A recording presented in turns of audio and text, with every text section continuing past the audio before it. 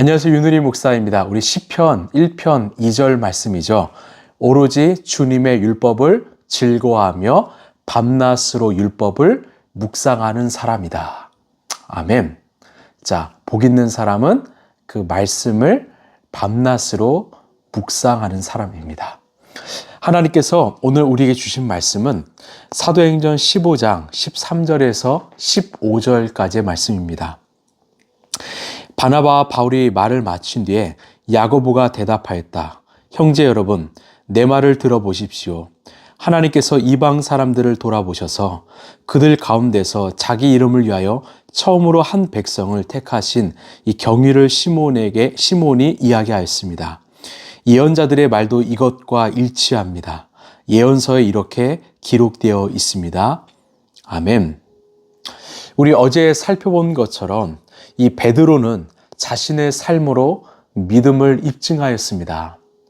또한 바울과 바나바도 동일하게 입증하였습니다. 하나님께서 이방인들을 구원하신다는 것을 이 삶으로 실제 체험하고 그 체험을 증언했던 것입니다. 이들의 고백 앞에서 뜨거운 논쟁을 벌였던 이 사도들과 또 성도들은 모두가 침묵하였습니다. 자, 이제 제1회 그 예루살렘 공의회의 총의장을 맡고 있는 야고보가 이 판결을 내리기 위해서 이렇게 말하는데요. 13, 14절을 보시면 형제 여러분, 내 말을 들어보십시오. 하나님께서 이방 사람들을 돌아보셔서 그들 가운데서 자기 이름을 위하여 처음으로 한 백성을 택하신 이 경위를 시몬이 이야기하였습니다. 그리고 15절에 예언자들의 말도 이것과 일치합니다. 여기서 시몬은 바로 베드로이죠. 지금 야고보의 판결의 근거는요, 바로 하나님의 말씀이었습니다. 하나님께서 이방인 고넬료 일행을 구원해 주신다는 사실을 입증한 이 베드로의 증언은 하나님께서 그 구약의 예언자들을 통해서 주신 하나님의 말씀과 정확하게 일치합니다. 그래서 이것은 참이요 사실입니다. 그래서 일치하다라고 번역된 헬라어 이 심프오네오는요, 이 같은 소리를 내다라는 말입니다. 즉 베드로의 말과 어떤 구약 예언자들의 말, 하나님의 말씀이 일치한다라는 것입니다. 그럼 어떤 말씀이 일치하는가? 야고보는요, 그 아모스 9장 11절 12절의 말씀을 인용하는데요. 자, 15, 16절입니다. 예언서에 이렇게 기록되어 있습니다. 이 뒤에 내가 다시 돌아와서 무너진 다윗의 집을 다시 짓겠으니 허물어진 곳을 다시 고치고 그 집을 바로 세우겠다. 아멘. 무너진 다윗의 집을 다시 짓겠다라는 것입니다. 이것은요, 역사 속으로 사라져버린 그 다윗의 왕조를 다시 일으켜 세우겠다라는 말이 아닙니다.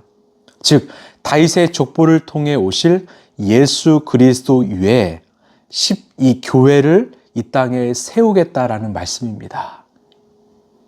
17절에 그래서 남은 사람이 나 주를 찾고 내 백성이라는 이름을 받은 모든 이방 사람이 나 주를 찾게 하겠다.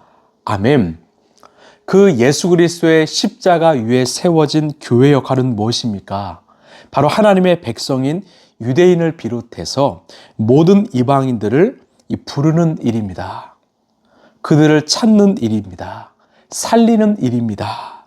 18절에 이것은 주님의 말씀이니 주님은 옛부터 이 모든 일을 알게 해주시는 분이시다. 결국 이방인을 위한 구원은요, 갑자기 생긴 일이 아니라는 것입니다. 오래전부터 하나님이 계획하셨던 일이라는 것이죠. 이런 하나님께서 이 400년 동안 그 이집트의 종으로 살던 이스라엘 백성들을 모세를 통해 구원하셨습니다. 그때 이 출애굽기 12장을 보면요, 그때 다른 여러 민족들도 따라 나섰다라고 기록되어 있습니다. 여러 민족들, 바로 이방 민족들이죠. 그때에도 바로 이스라엘 백성들만이 아니라 이방인들도 함께 구원하셨다라는 것입니다. 그렇기에 이방인을 향한 하나님의 구원은요, 너무나 당연한 일인 것입니다. 여러분, 우리가 날마다 이 하나님의 말씀을 묵상하고 믿는 이유는 무엇일까요? 이 말씀은 영원토록 변함이 없을 뿐만 아니라 오늘 또 우리의 삶의 자리에서 신실하게 그 말씀이 언약이 성취되고 있기 때문입니다. 이 말씀은 2000년 전의 역사의 이야기가 아니라 오늘 또 생생하게 살아있고 또 내 삶 가운데 성취되어가는 하나님의 살아있는 언약 말씀이기 때문입니다. 그래서 이사야 선지자는요, 40장 8절에서 이렇게 고백하죠. 풀은 마르고 꽃은 시드나 우리 하나님의 말씀은 영원히 서 있다. 하나님의 말씀은 우리의 삶 가운데 영원히 서 있다. 이루어지고 있다. 여러분, 세상에 있는 모든 것들은 변합니다. 그리고 시간이 지나면 죽습니다. 사라집니다. 그러나 오직 하나님의 말씀은 영원히 변치 않습니다. 영원히 삽니다. 우리가 한 주 동안 이 시편 1편 2절의 말씀을 암송하고 있습니다. 하나님의 율법, 이 말씀을 밤낮으로 묵상하는 사람은 복이 있다고 말씀하십니다.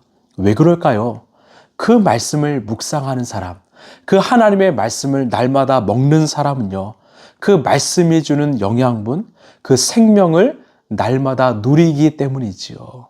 그래서 그 말씀의 은혜와 에너지와 영향을 통해서 우리의 삶을 살아갈 수 있는 능력이 생기기 때문입니다. 그래서 말씀을 묵상하는 사람은 복이 있는 사람이다. 살아있는 사람이라고 말씀하시는 것입니다. 여러분, 우리가 삶의 자리에서 하나님의 말씀을 치열하게 묵상하고 그 말씀대로 살아간다면 우리는 지혜자가 됩니다. 우리는 복이 있는 사람이 됩니다.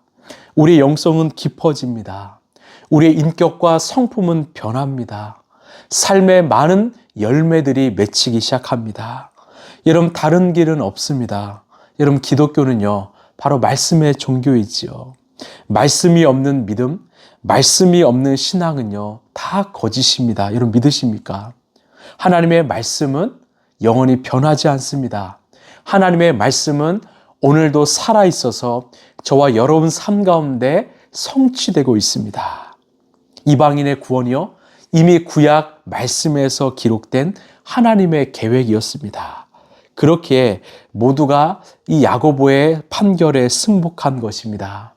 여러분, 우리가 2월을 보내고 있지요.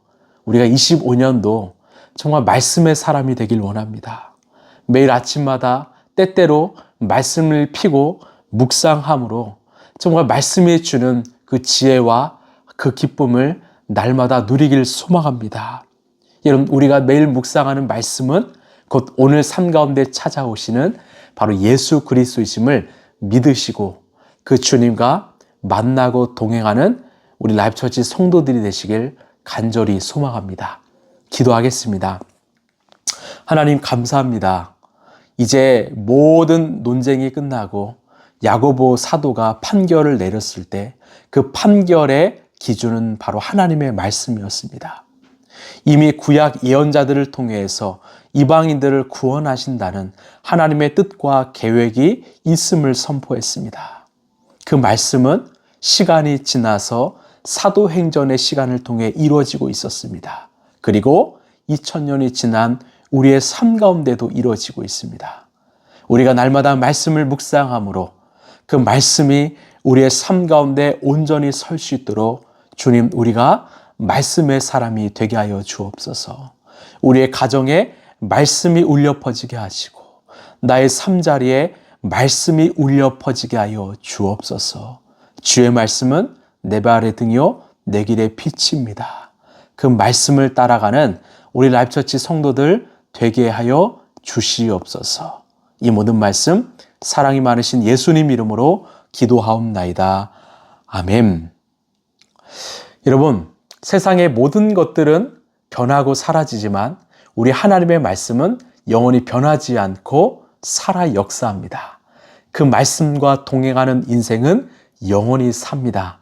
이것을 믿고 날마다 말씀을 묵상하는 우리 모두가 되길 바랍니다.